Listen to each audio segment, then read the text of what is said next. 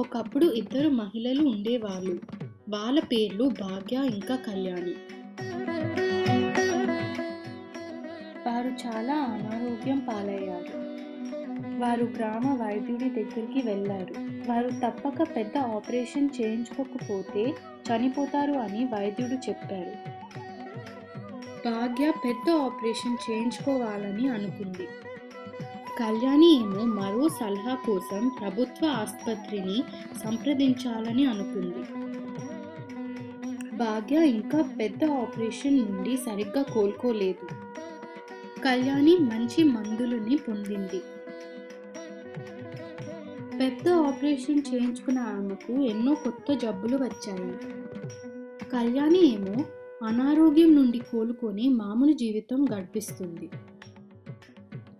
ఆ ఇద్దరు మహిళలు వాళ్ళ ఊరిలో జరిగిన ఆరోగ్య కార్యక్రమంలో పాల్గొన్నారు.